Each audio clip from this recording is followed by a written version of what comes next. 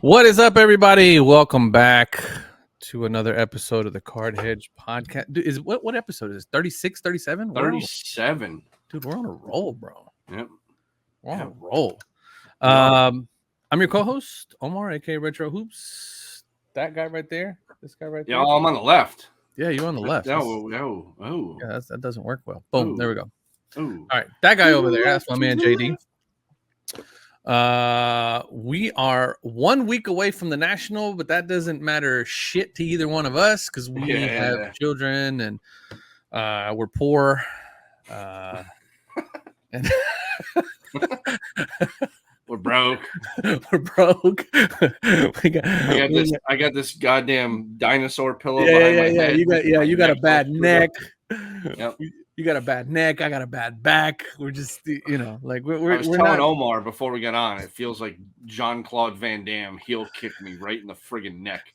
So I don't know what I did, but whatever. I'm here, people. I'm here. Dude, can you imagine? Let me ask you. I came on for Birdie. That's why I'm doing this for Birdie. Oh yeah, shout out to Temple Bird, man. That's my guy right there. Birdie is everywhere. I was so a while back there's occasionally there'll be a one or two viewers and stuff that'll pop on and just really doing some hating, and Birdie was originally one of those guys, and I was telling you the other day, I was like, I think I'm 3 for 3 for turning around like the biggest haters and turning them into like biggest fans, which is great. Birdie ultimately just fessed up. He's like, you know what, dude? He's like, I was just talking shit to try to get under your skin, but it just doesn't work. Yeah. And he's like, you know what? I respect that. It's like Tim Duncan, whatever. You know what I mean? Exactly. He's like, dude, I was trying to get under your skin. It didn't work. He's like, I don't even know what to do anymore. You know why though? I think it doesn't bother like you or me because we talk so much shit.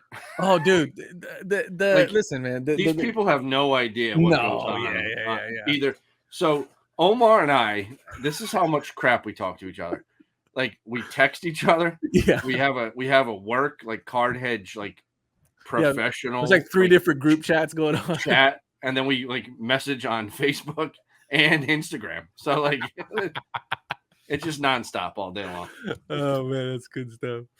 Oh man, yeah, no, and listen, I'm 39 years old. I'll be 40 years old. I'll be 40 next year, and my entire life, I grew up playing the dozens, man. Like you, if you sat at the lunch table, you were gonna get roasted, and if you couldn't handle it, you had to move. Yeah. Right? There's no fighting here. You fight with your wit. Right. Yep. You either give it back to them or you keep it moving. One of the two. But you cannot sit at this table if you're going to be a softie. Yep. Right. So somebody, of course, I got big ears. I got a big nose. I was a target. So I had to be sharp. I had to be Ginsu sharp. So, dude, you kidding me, man? These YouTube guys, they're babies compared to. That's a great point, man. And it's like. And it's been like that my whole life, bro. Like I have cousins that are like the wittiest, smartest guys in the world that will give you some of the illest put downs you have ever had. I have best friends of mine that will ravage me within 10 seconds, right? And just, but that's the way we grew up. A lot of people nowadays they call it locker room talk, stuff like that. Right. They frown upon it. Back in the day, dude, that's what I cut my teeth on, man. One of my good buddies, same thing. We've been friends since 7th grade. He's a lawyer now, and like super professional, but still bumps Wu-Tang in his Range Rover on the way to work. But we don't like. I have a group chat with my buddies from high school. Like we still all hang out. Yeah. Same here. Not like we used to, but obviously, but like whatever. Still keep in touch. Yeah, daily, and we rip each other all day long, and then it's like when something like serious happens and it's like weird, you know what I mean? Like there's like a death or like your kid's born or something. It's like everybody's nice, and then it's like all right, this is back weird. to it. Yeah, like GFY. Yeah. So I get it, but it's true though, man. It builds character, and I think so, man. I think so. I think some people on YouTube maybe didn't sit at that table at lunch, but Oh no, they definitely didn't. They definitely did not. It is what it is, man. Especially if the year that you were born in starts with a 2. Yeah, tough cookies for you, man. Yeah. Tough cookies. Yeah. Anyway, so the National is a week away. We don't have really anything to do, but what I did want to ask you is, I have, again, I've talked about this, right? I talk about this like this stack, right? I mean, like I have stacks upon stacks of cards that I have gone through. They're ready to be graded, in my opinion. I have cards that I want graded, things like that. And I just received a card today, as a matter of fact. Where's my stuff? Oh crap, it's over there. Hold on. Going against card. Yeah, so it's nothing crazy. 88 Jordan sticker. That's a good one. Fleer, right? Nothing crazy. I mean, it's not that's a big card for you. Dude, it really is. It really is. Like, let me preface this for the softies. Like, I'm not ripping you on that. Like, but that's actually a big card. Like, yeah, I agree. You know I totally agree. Surprise! Like those stickers, man, they hold some serious value. Well, not only that, but Michael Jordan does too. They're tough, man. They're like so tough to get in. So this one I bought, it was an HGA 8. Yeah, I think it looks good with great centering. I forgot. Gosh, I don't even have the label anymore. Great centering, great, but it has the wax on the back from the gum. It has the gum stain on the back. That's what I'm gonna do. So I'm gonna hit up Kurt and see what he suggests to do that, because obviously I have the kit. I'll have the a 10 in no time. The master walk me through that. If that turns into a 10, bro, yeah, that's a mega card. Big money. Oh, that's big money. No. I'm not even swinging that high for the fences. But as you know, PSA. Well, I mean, because it's still got some corner issues. If I can get this cleaned off the back, if I can get this gum cleaned off the back, it's a solid 8 or 9. This is a solid 8, 8.5. 9's a bit of a stretch. I mean, if it's a 9, then there's some serious standard issues going on over at PSA. Okay. But anyway, PSA is there's another thing I want to talk to you about also, so don't let me forget. But anyway, this card, I picked it up, and it's part of a couple of pickups that I have done over the last week or two, that I have done specifically targeted at PSA's 80s current special that they got going on. $15 for anything between 80 and 89. 60-day service, which from what I understand right now is running about 2 months, which is exactly like roughly about 60 days. I've got things back in 30 days. I've got things back in 2 months. Yeah. So we'll get into that, because that's also a perfect segue. But anyway, I have 287. No, sorry, these are 88s. 88s. Yeah, these are 88s. 2 Olajuwon 88s, which I think are phenomenal. And then I got 287 stickers. Yeah. 287 stickers, Olajuwons that are really nice. I got a Dion 89 Pro.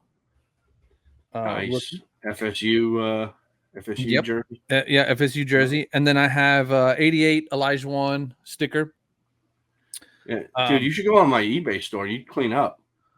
What do you mean? I've been selling Hakeem's like there's no tomorrow right now. And then I got the 89 Fleer. The hoops. 89 hoops. The Superstar. Sears Superstar. Yeah. So and then I got one more Jordan coming in, which I actually picked up. I was inspired by your SGC 10 Jordan starting lineup that you had. And I found that nobody wants to buy. I found a pretty nice one. Well, because there's anyway.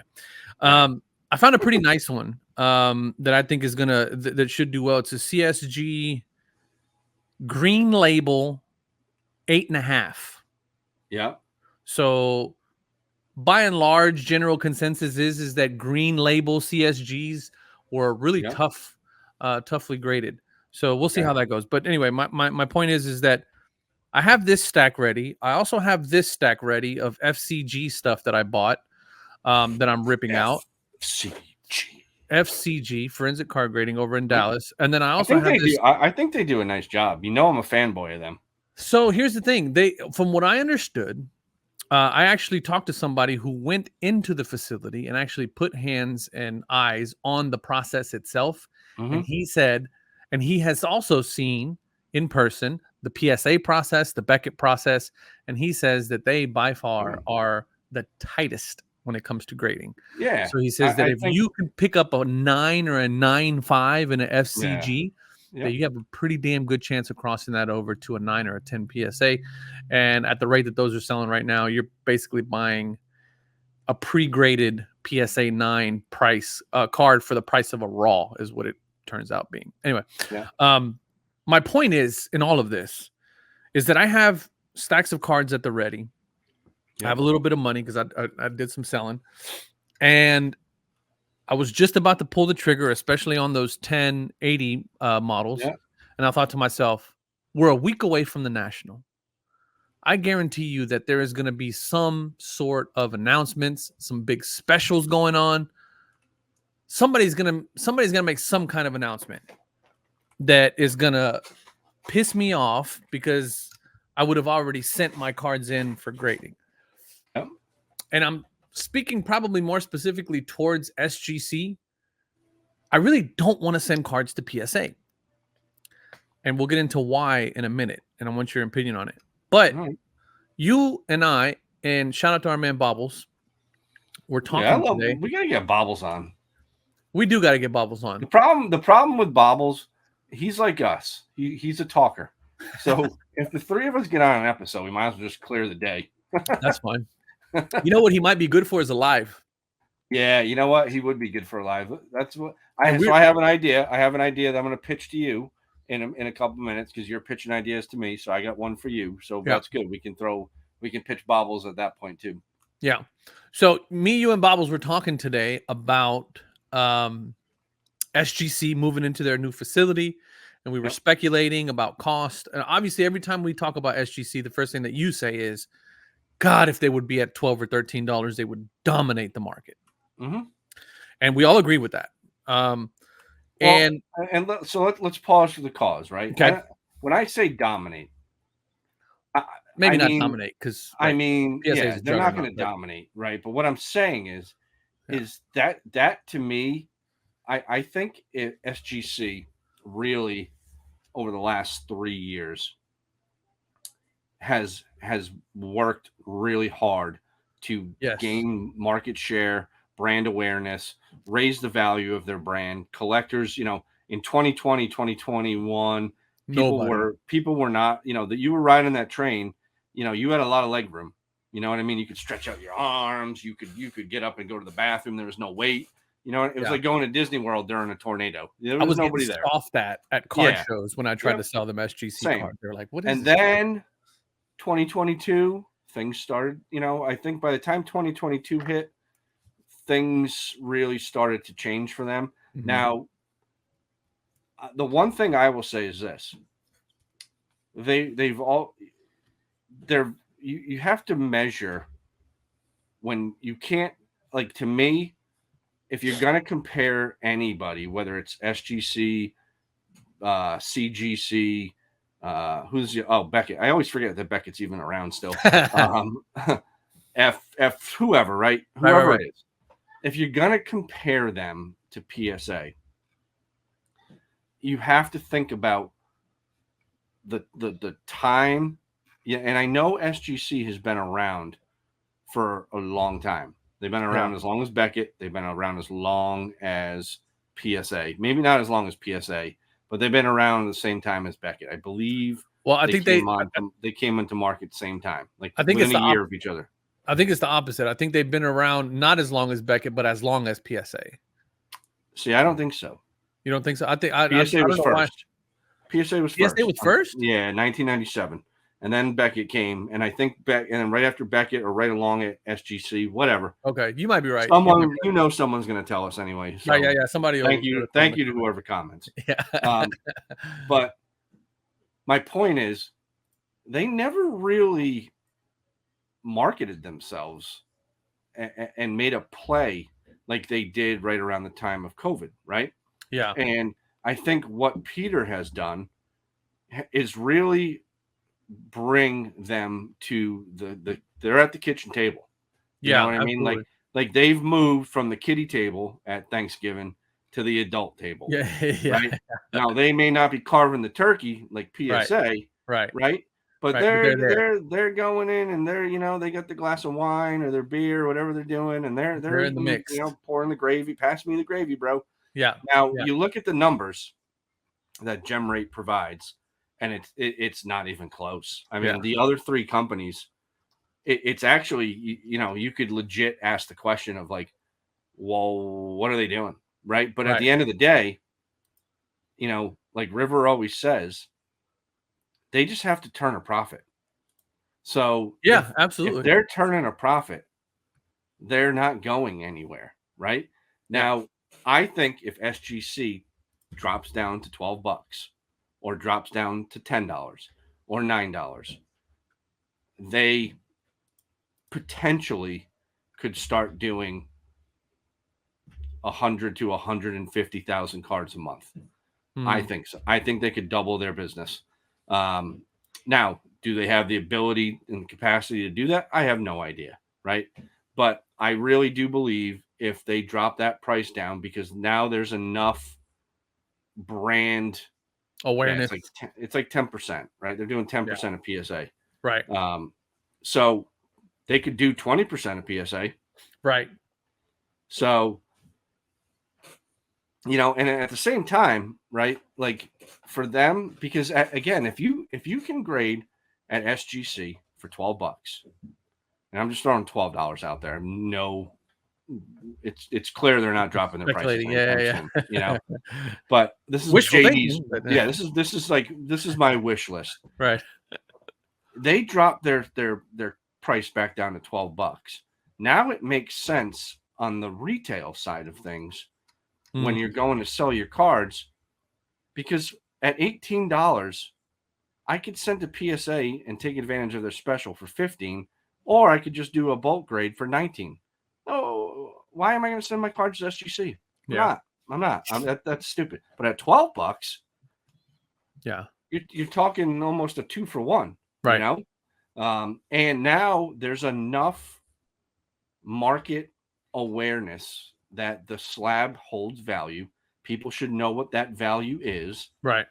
And move on with your day. Yeah. Right. Agreed. So anyway, I don't know. I didn't mean to get off on a sermon. No. That's yeah. I mean, but it's all part of what I'm, kind of what I'm getting at, right? Is that, things are so tight at the moment that an announcement up or down at the national about dropping, $2, $1, $3 here, $2 here. Beckett, Beckett. Let's be honest. I'm not. Do Beckett's charging $100 to grade at the national? What? Like same day, like drop it off? I don't know if you ever watched those back pages. Great guy, Ben. He's a lifelong hobbyist. He's got more knowledge than anybody. My buddy Eric. Shout out to Eric. His last video he did. I think it came out last night. He was talking about the cost of grade. I think it's like PSA's like, I don't know, $150. Beckett's $100. Wait a minute. Talk about $100 a card. PSA is $150 a card on site to grade. Oh, on site. Okay, that's what I mean. Like drop off that day and pick up that day. Yeah. Okay, gotcha. By end of show, I believe, or something like that. Yeah. Beckett, to me, has lost so much touch with the market, with collectors, with who they are operating like it's 2010. Yeah, agreed. Anybody paying them $100 to grade a card, I'm sorry, I don't think that's smart. You do what you want, right? Everybody's got their preference. To me, I'd rather buy a card for $100 than grade. You know what I mean? There was somebody that was mentioning about how the reason why Beckett still holds some relevance is because they're still, during their heyday, right? They were grading some massive cards. Oh, monster! Like, the biggest cards in the hobby cards in the hobbies are in Beckett slabs. Are mainly in Beckett slabs. Yeah. There's a lot. Well, I shouldn't say. We don't want to say all, right? But no. But a good portion of bigger cards that have been released over time are in BGS slabs. Correct. I love Beckett back in the day. Like my buddy, has always been a PSA guy. And even back in like 2010, we were like, he's like, dude, I'm going to send a PSA order. And I'm like, dude, no, man. Yeah, like, use Beckett. Yeah.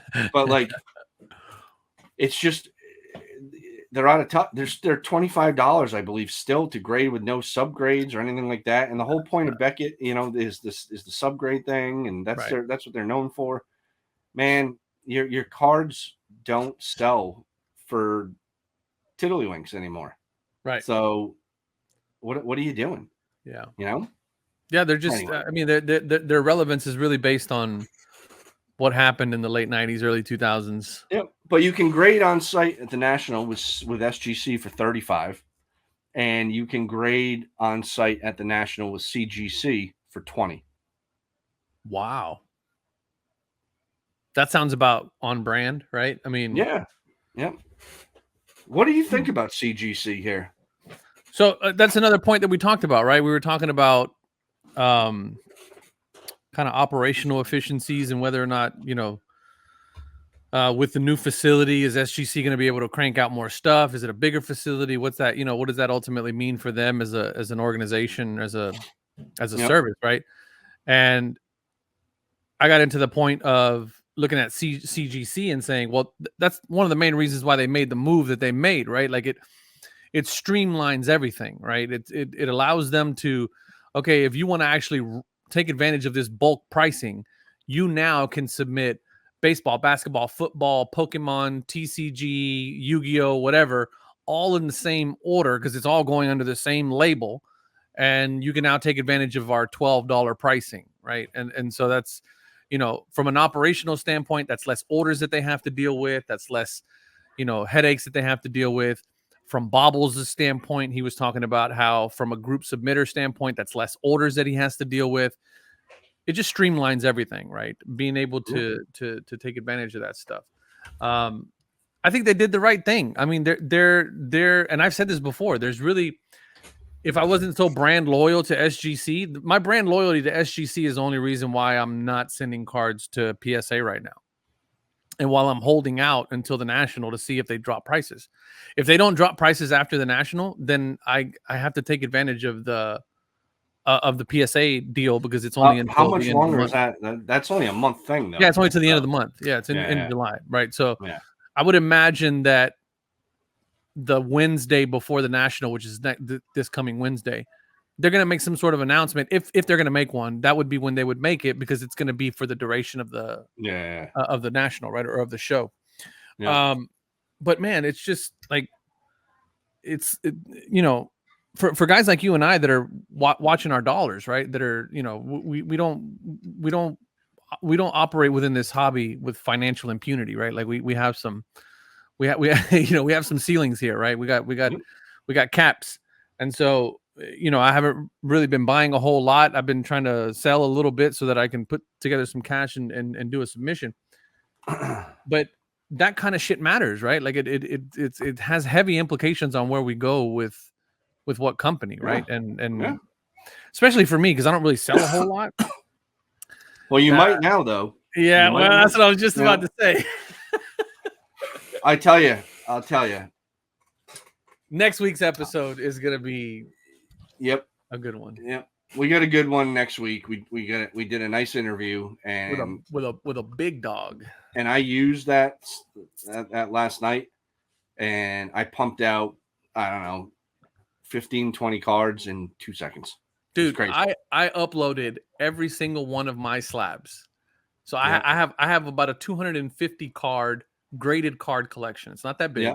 But still 250 cards. Yeah, I loaded all 250 cards. It's like 260 cards. I loaded all 260 cards into that platform in like 10 minutes, like 20 minutes. That's crazy. With high resolution images, accurate descriptions, like the whole nine. And if I decided right now, JD, that I wanted to sell my entire collection, that platform makes it a 2-minute situation where I can put my entire collection on. It's insane. It's insane. Yep. Well, I'm very excited for you guys to watch that. If And I think we could talk about it. Yeah, I mean, it's why like all can't over the we? place. Yeah, so Why can't we? we recently partnered. Not we, me and JD, but Hedge has recently partnered up with Mascot, formerly known as Slab Folio. Yep. They have an amazing platform, and we had Ezra Levine. Yeah. On we had an interview with him Tuesday night. That video is actually going to drop next week. It's just the platform's amazing. We'll get into more details on it next week when the interview drops, and then we'll be dropping some more information throughout the week. But man, what a platform! What an absolute platform! Now, one thing I wanted to pitch to you before I forget for next week, because next week is the National. Next week is the National. Yep. And you and I aren't going. Nope. But we have friends going. So who do we know that's going? Victor's going. Big Scott's going. Scott's going. Okay. Yeah, we got some peeps. Yeah, we got some peeps. So all right. my thought was I'd like to do it kind of depends on these guys being interested in it. But I'd like to do, if you get some time, maybe 1 or 2 days next week, we go live and we get them on with like a check-in. Like I like the National. I like it. You know, like what's going on? What's the vibe? What are you seeing for prices? Things like that. So we'll get some live reporting from our dogs down in the streets. I love it. So you down for that next week? Oh, hell yeah. We can get those guys. Absolutely.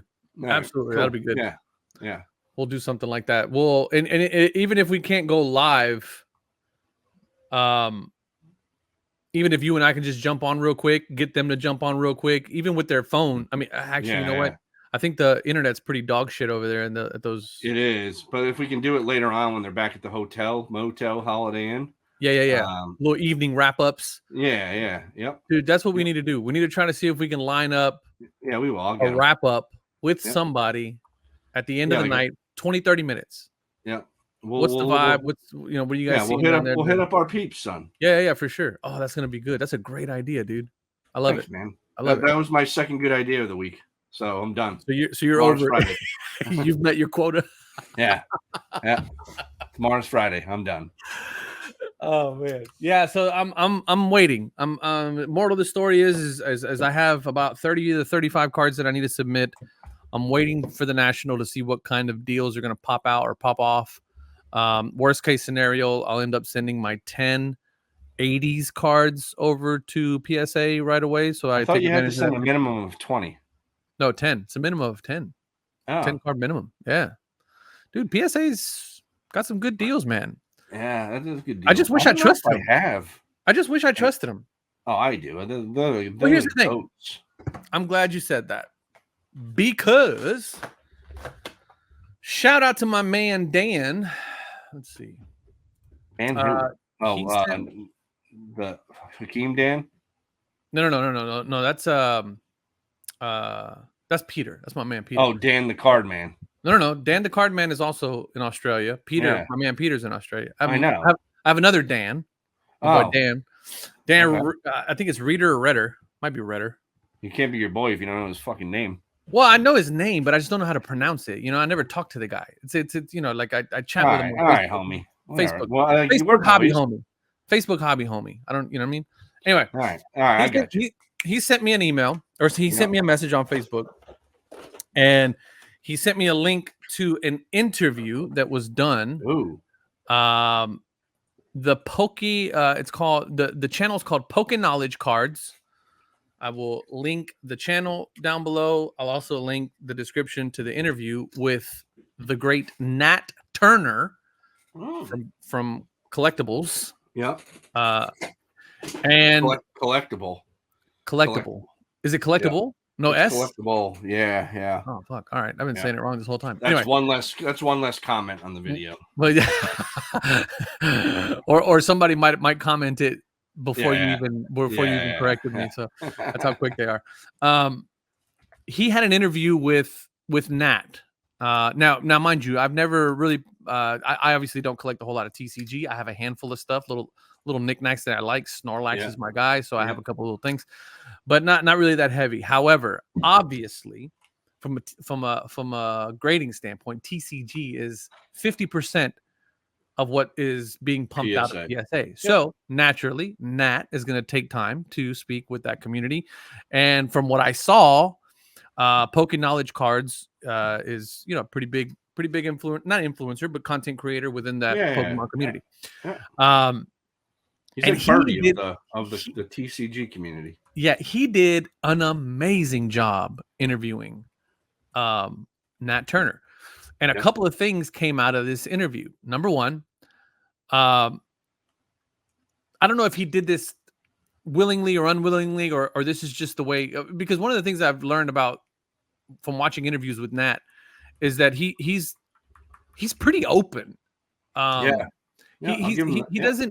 He doesn't come off corporate-y at all, right? Remember we had that conversation about how some guys come off that they're like reading on a teleprompter. Yeah, he doesn't give me that vibe. He'll talk with you straight up, just like you and I are chatting right now, right? Yeah. And so, you know, because of that, he tends to be pretty off the cuff with his comments and things like that. So because of that, I've tried in the past, I've been guilty of like jumping on some of the things that he has said and been very critical about him, right? Mm-hmm. But as I've gotten to understand like the style and the way he talks, I've been a little bit more grace. I've given him a little bit more grace in some of the things that he said. However, one of the things that he mentioned is that, or one of the things that Poking Knowledge asked Nat was like, hey, dude, you guys seem to be grading differently. What has changed? And Nat said, well, nothing has changed, really. Our standards are the same. We have the same standards on our website that have always been on our website. And I'm paraphrasing here, by the way. Yeah. He said, our standards are the same that they always been. However, we are now holding tighter to our standards. And so I was like, all right, so what happened? What was happening? Right? Were we just loosey-goosey with the standards? Is this chalked up to training? You know, like how far back does this go? Are we talking, you know, 2 years, 3 years, pre-pandemic, post-pandemic? It's a very interesting comment for him to make. And a couple of, and I'll give him this grace, a couple of times afterwards, he said he did try to kind of like clean it up a little bit, right? He tried to say, oh, well, you know, we've always held to our standards, but you know, like, and he kind of tried to clean it up, but I feel at that point that kind of the cat was already out of the bag, right? Yeah. But he did say that, and again, I think Nat is again genuine and in the way that he talks, and so I really think that that's true, and it's obviously true in some of the ways that folks have seen some of their orders come back and things like that. But I thought it was really interesting that he said that, and he said a couple other things, and we'll get into those in a few minutes. But what are your thoughts on that? Well.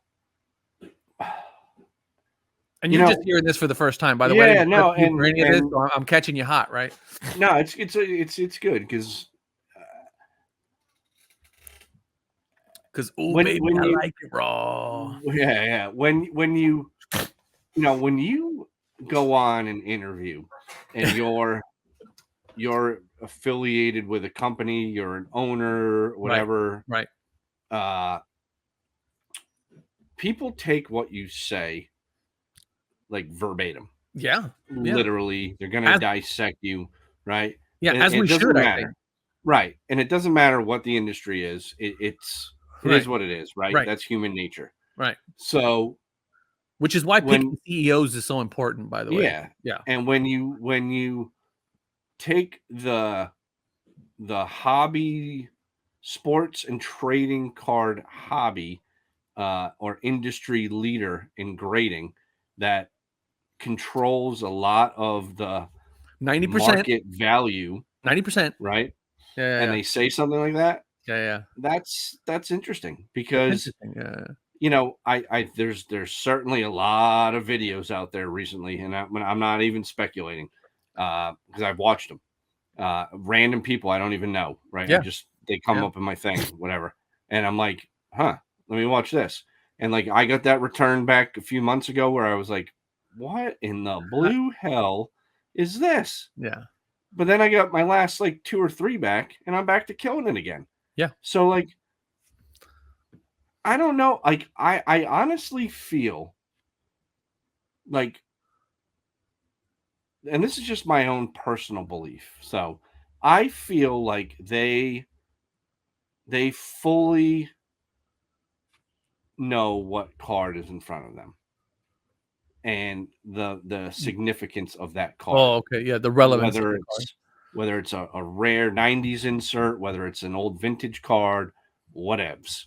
Right. And I feel like when they have one of those in their hand, that's when they take the time to scrutinize and actually grade rather than going versus a handful of select from 2023, right? Select base cards, right? Yeah. So and that's another point that he made that I'll jump into. I'm glad you brought that up, but go ahead. But again, like at the same time,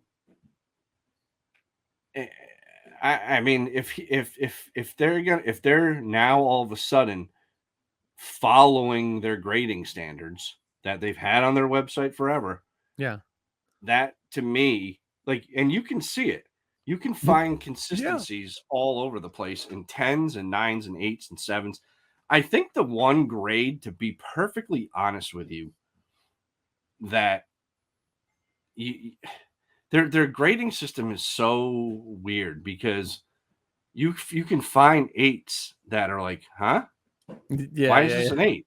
Yeah. Like, what happened? What happened? Or and let's, there's a lot of 9s that get cracked and go back and are 10s. Mm-hmm. So I don't know. I mean, I don't know if they do some of that to just say to generate more income. You know what I mean? You know how companies have backdoor policies of like, you're going to deny every third claim, or you're going to do, you know what I mean? Like I don't know if that's it reminds me of that scene from The Incredibles at the beginning where he's like, how are you keeping Insuricare in the black? Yeah.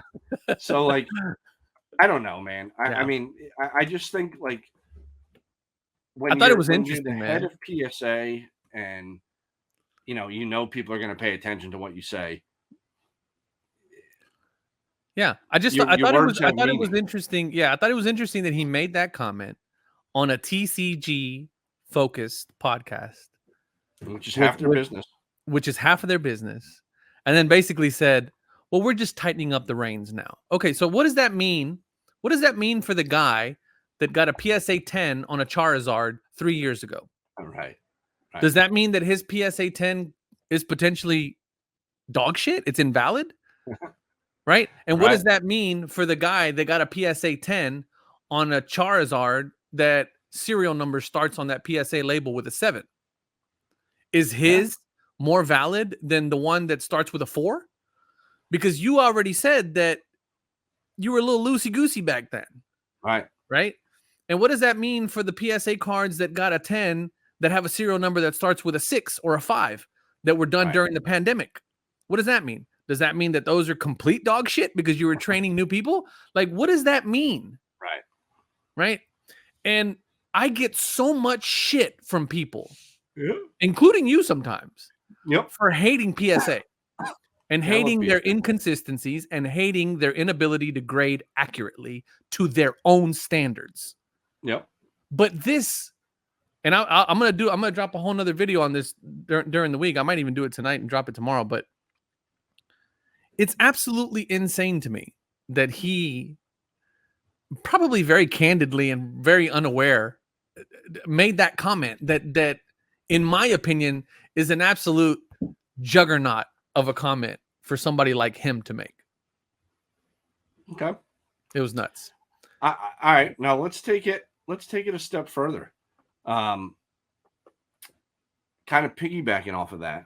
Yeah. I am starting to see through my own eyes and my own interactions that the value of the graded card really only matters when you have hard cash changing hands. That's a bold statement, JD. Bold. Okay, hold on. So I want you to clarify that statement. Yeah, let me clarify. That's a very loaded statement. Yeah. So what I'm saying is we all talk about PSA sells for the most. That's why they're the king. They sell for the most. They sell for the most. They sell for the most. Yep. What about when you trade? Because what I'm seeing and what I've shown you in the last few nights, I see where you're going with this. Yep. I've been trading on both mycardpost.com, great site, love Mark, and Arena Club recently since I got my 100 cards loaded on there. And I've been trading SGC, raw cards, whatever, for the PSA slab. I've been trading Arena slabs straight up for PSA slabs. I can show everybody if they don't want to. You know, pull up. This is interesting because this is a great topic. I would like for you to pull that up because you're absolutely correct. I asked this question to Omar and Negatron last night. Shout out to our boy Jake. Yeah. He's right. He was gonna join us tonight, but he's negative. He was a hard no. Yeah. It's hard pass, guys. Hard pass. So, all right, look, homies. Let me drop it down here. I'm gonna share. Can I share? Yep. Well, you got keys. You can. Yeah, I know. All right. Here's my house. JD's house. Whose house? All right. So this one I just bought. This Roman Anthony. So that doesn't count. I bought that card. But D-Rob, I traded for. Gem Mint 9. David Robinson rookie card. 9. How did you get it? Did you trade for that card? Yeah. So we got to go over here. Log in. Everybody can see my email. Well, I don't know why it had me log back in. That's gangster. You're probably logged out. Go to offers. No, it's order history because they're already completed. No. But if you go to offers, it'll show you completed offers. Yeah. Because if it was a trade, right? Yeah. If you did a trade, it's an offer. If you go to order but history, you got to go to order. Yeah, but it's no. Watch, I'll show you. Really? Why is it doing this? It's not letting me. What's going on here? There we go. Hang on. What was it? Was it offers? No, I just needed to refresh the screen. Okay. All right. So here you go. Order history. So first of all, I've sold some slabs. Look at you. $131 worth of Arena Club slabs in the last since July 14th. 5 days. So 5-6 days. Dude. You're freaking killing it, bro. Now we're gonna come over here. Trades. Ready for this? Dude, look at you. Freaking dude, I traded a Arena Club 9 Dennis Rodman 94 Fleer Ultra Power for a PSA 9 David Robinson Hoops rookie card. Right? That is a I would probably say that you got the winning end of that deal for two reasons. Number one, that David Robinson's a rookie card. It's also a PSA. It's PSA 9. Yep. But this is to your point, right? The person that made this trade, either one of two things, does not care about David Robinson and is absolutely in love with Dennis Rodman. Could be, right? And that's one of my biggest points for Arena is that you can put cards up there that you give two shits about. Valuable, but two shits about, right? But, or your theory is absolutely correct, where somebody here's another one, bro. Does not give a shit. One. Yeah, that's a dude. Hold on. You landed a 9.5 Bo Jackson, and you gave up Magic Johnson 9.5 Arena Magic Johnson refractor from 1995. So again, if this is like a $60 card, I had this listed for $60, I believe. Yeah. So realistically, again, it's SGC. Yeah. It's a trusted brand. It's a respected brand. Yeah. And everybody's saying an Arena Club is dog shit and has no value. So therefore, I shouldn't be able to make this trade. That trade shouldn't have happened, according to the haters. Here's another one. Hang on, I got one more to show. That SGC card is an $88 card in the 9.5. Here's a classic one, I think. Nope, that's not it. Hang on. Where the hell is it? This one? Nope. Oh, that's the Robinson. Yeah, hang on. Oh, maybe it's this one. Oh, here you go. Me and Cage made this trade. Couple of arena for an arena. Keem out the door. Dude, you got rid of that row 1? Oh yeah, you did. Yeah, I did. I picked up a Mountcastle gold autograph. To 50. Yeah. And a LeBron James. LeBron James. LeBron James. It's probably gonna be the third one. The third one. There you go. No, it's not. So I made another trade that. Well, go to view all. You might not have all of them on there. Oh, maybe I don't. Oh, maybe. Yeah, there it is. Nope. Acuna and Pulisic. Hold on. Yeah. What did you send on those? A Wander and a Bobby Witt. Dude, you've been a busy boy on here. Yeah, dude. I'm telling you, people want to crap on these guys. You can make moves. I got moves like Jagger. Where the hell is this trade? Checking your offers. It might not have gone through yet. Yeah, it completed days ago. Oh, shoot. That's, yeah. Anyway, so what I'll do is this. Come over here. And I'm going to come down here. I picked up this Jeff Bagwell. Oh, yeah, you did show us that. You know what? That might... Let me see. I picked this card up for a trade with slabs for less. And I traded... I'm going to have to go back to the archives here. I think you might have sent it. I think you might have sent it to us. Yeah. I did. Hang on, let me find it. You traded Manny. You traded a Manny Ramirez for it. Did I? Yeah. I don't know if I would. Nah, that doesn't sound like me. Oh, well, that's what. Oh, okay. No, never mind. That was. Dang, dude, you got a PSA 9, bro. Go down to your. Here it is. I traded a Arena Club 9 Griffey 1990 Classic. That's what it was. No, 1989 Classic. So people know, like, that orange bordered Griffey, and a 2022 Topps Fire and Fuego Bryce Harper die cut Arena Club 9.5 for that Bagwell. So again, 2 arena cards. There it is, right there. For a PSA. There it is, right there. Where? You see right it? Oh. I'm sharing it. All right, let me stop sharing. So there it is. So I asked the question last night of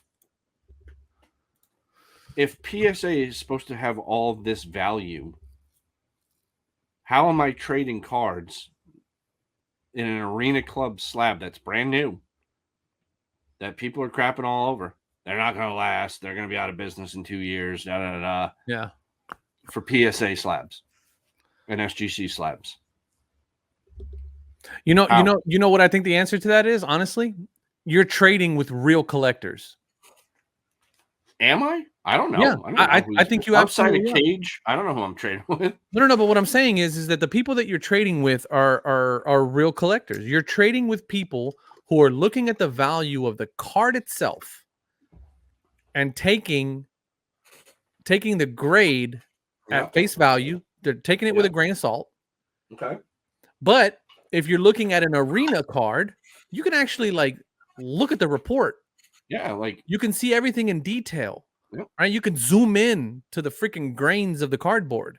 Yep. Right? So you're getting a good idea of the type of card that you're getting. And if you decide that you want to break that out of the slab, recall it, break out of the slab and resubmit it, then you can do that. You feel confident in the condition of the card to do so. But I honestly think that in a trade scenario, not so much cash, not so much buying and selling. Forget about buying and selling. This is, again, one of the reasons why you and I really like Arena is this trading aspect, right? It's the ability to make trades. And when you're trading with real collectors, people who want the card that you have, completely disconnected from the slab that it's in, they're going to be willing to make moves. They're going to be willing to make trades. So right? if that's and I totally buy your answer, right? But if that's the case, then the only thing that matters in the argument of PSA is it's resale. There's nothing else. 100%. It's resale. 100%. I've been saying that since my channel started. It's got nothing to do with the set registry. Nothing to do with anything else. Nothing to do with anything else. Their labels are dog shit. Their customer service is dog shit. Yep. Their grading is inconsistent. Their grading is inaccurate. They don't hold to their own standards. They miss, like there is nothing good about PSA other than the fact that somebody at a card show is willing to give you $30 for your card as opposed to $12 for your card or $20 for your card. Now, take that out of the equation and put yourself in a scenario where all you're doing is trading, and the playing field becomes very different. Which now goes back to my point of, if you have cards that you necessarily aren't doing anything with, like I was with those 100 cards I sent in. Mine should be coming up pretty soon too. You would be foolish, or I shouldn't say that. Why not take a chance? And I'll say this, I'm going to say this right on camera too. I think Arena Club really needs to be conscious of the price they're charging to grade, because the $500 is a steep one, bucko. Like, I'm sorry, bro.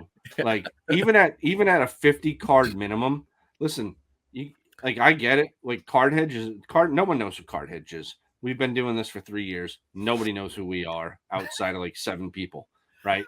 So, like, I get that piece. But when you come to Card Hedge, there's a pretty good shot, because of our database size. If you look up a card, you're going to find the price. Right. So that I'm confident in.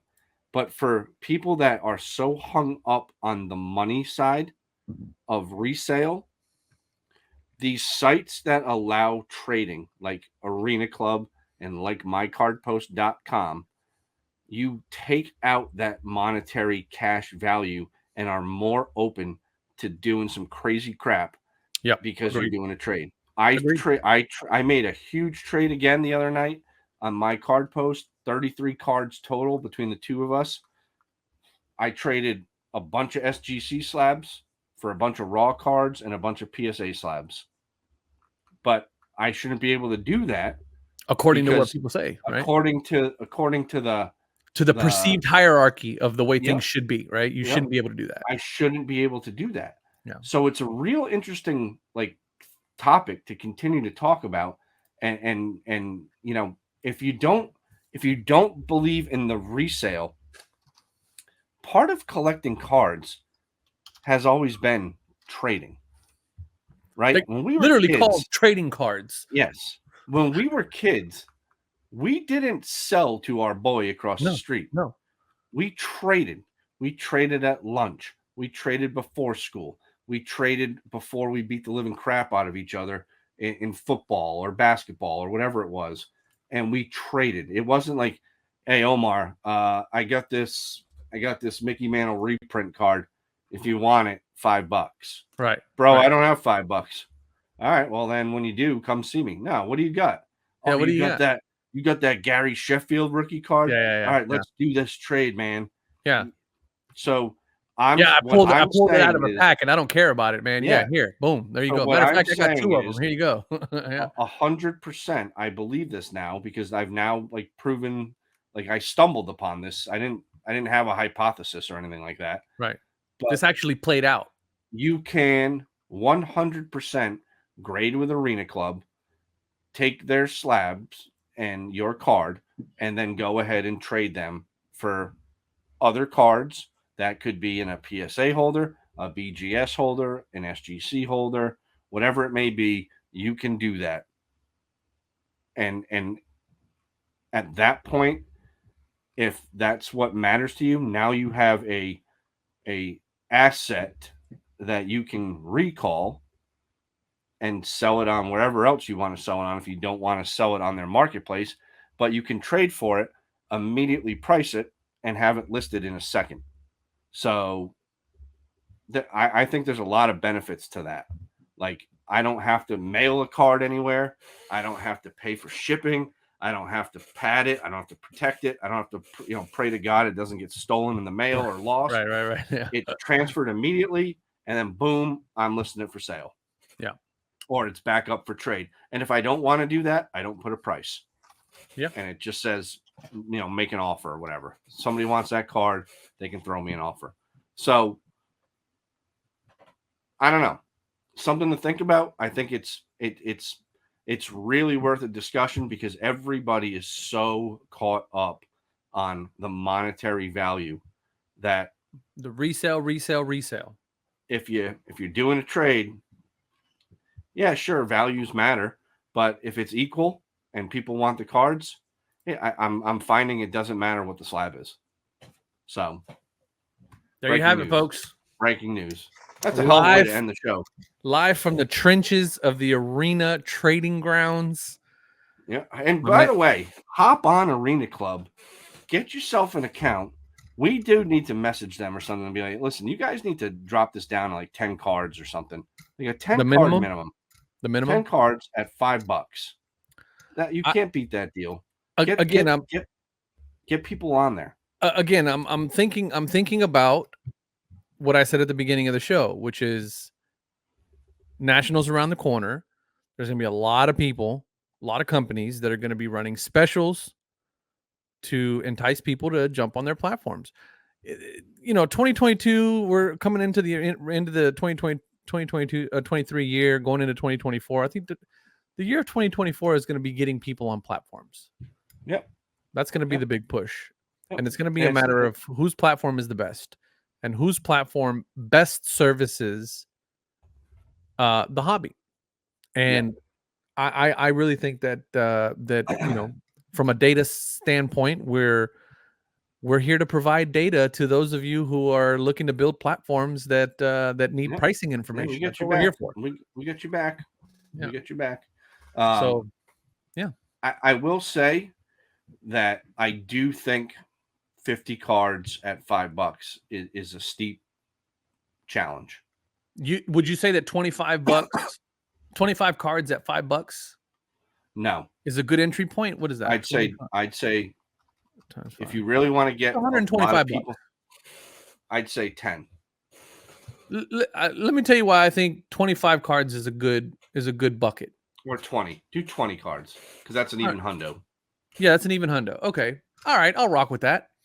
20 cards at $5. That's an even $100. That gets people on your platform. Anybody, you and I had a hard time finding 100 cards. Yep. To send, right? Yep. And for us, let's be completely transparent and clear here, right? We didn't pay for those 100 cards, right? No, I made that very clear. Yeah, so did I, and we were very clear about that. But one of the things that I asked you to do was to be conscious of that, right? That if you were to take if you were going to pay that $500, that you make a conscious effort to send cards there that you would feel would be worth it. That's what I did. Yeah, right? I did. Yeah. That's why you did. No, you absolutely did. I saw your list, and yeah, you absolutely did. So, in thinking about that, is getting those cards on there and making these trades, and then now with what you're showing everybody, right? What's possible, right? To take 2 or 3 arena slabs and trade them for like even a 1-for-1 trade, right? That you did, right? For that Robinson. Right. That's and not for nothing. I keep seeing Jeter out there on some other shows making some trades. Yeah, we got to make a phone call. We got to make some phone calls. We got to make a phone call. Yeah, we got to figure out who we need to. Derek should be on the Card Hedge podcast. I agree, man. I think we'd have some solid cards for him to trade. Yeah. I know you would. I would. I don't know about you. You gotta. I definitely wouldn't, because I don't think Jeter's a basketball guy. He might be. No, I don't think he's got any basketball stuff in his showroom. No, he doesn't. But Steve Nash does. Oh, dude, I could dying a happy man if I get to jump on live and make a trade with Steve Nash. Yeah, we're gonna have to talk to those boys. Are you kidding me? Clearly Canadian Steve Nash. Yeah. Come on, man. Yeah, I love. We got to talk to those boys. Yeah, we got to get. Yeah, we got to see what's up. You know, there's like 10 people that like us out there on YouTube. There may be a handful. Yeah. Like 10. Good stuff, man. I have yeah, so we got some stuff coming out this week. Dude, we really need to work on that whole check-in from the national. That's going to be solid. I love that idea. I love that idea. I think that'd be good. All right, cool, man. Dude, good stuff today, man. Again, we came in flat-footed, but as always, man, we pull these things out of our hat like rabbits. You know, that's what we do. I think we're getting pretty good at this stuff. Oh man, you know what? I can send in this. Oh no, this is 70s. Oh my. Hey, you know what I'm going to say to end the show too? Huh? If you're watching this and you watch it regularly or whatever, do us a favor. Subscribe to the damn channel. Yeah, that would help a lot. You know, like subscribe to the channel. Subscribe to the channel. Jump on JD's channel, which is linked below. All his don't even worry about mine. Whatever with mine. But this is our hub. It's a 50-50 play here, buddy. Yeah, whatever. I appreciate it, but you know what I mean. I got Birdie over there now. I got my hands full. You got yeah. Although I will say, Birdie and I were making fun of you in the comments yesterday. Birdie's a handful. I love that guy. We were talking Lou Rowe. We were talking. He's like, I still don't know how he doesn't know Lou Rowe. I'm like, Lou Rowe. I don't know who Lou Rowe is. You guys got to remember, I was born in 1984. Okay. Lou Rowe played basketball at UMass in like the late 90s. And I don't watch college basketball. I didn't go to college, JD. Neither did I. So that's why I don't do college basketball. I went to the school of hard knocks. I have no alma mater. You do. You have the streets. The school of hard knocks. That is correct. You went to the school of hard knocks. And look at you now. You got a pool. You got 37 cars. You got horses. You got kids. You got a wife. I mean, give me a break. You don't have to go to college. I wish I had 37 to be successful. You don't have to go to college to be successful. You know what? I don't even think I would want the problems that come along with 37 cards. No, but you know, whatever. But anyway, subscribe to the channel. Yeah, hit the subscribe. You know. I'm gonna have to. You know what I'm gonna have to start doing, because we don't do a good enough job of shouting out the card hedge. We scroll it down at the bottom. Please. Well, we started to scroll it now because we just suck at saying it. So I know we really do. We started scrolling now, but you know what I'm gonna start doing also is prior to I'm gonna do a little intro recording, specifically outlining that before we kick things off, just to make sure that we get that in there. Because at the end of the day, man. You and I came together because of Card Hedge. River and the team continue to support both of us, and we definitely need to make sure we shout out the mothership. So nobody supports us. Let's be real. Nobody supports us. We're on our own. We're on our own. We're on our own. We're like the Titanic has gone down. We're on the iceberg, whatever it is, the lifeboat, and that song from Celine Dion's playing in the background. Good stuff, man. All right, dude. Well, thanks everybody for listening. We really appreciate it. Again, subscribe, comment, leave us questions or anything you guys have. Let us know if you guys think we're crazy on anything that we said today, which we said quite a bit today. They're gonna regardless. Yeah, they're gonna let us know. And thank you guys for watching. As always, love you guys. Peace out.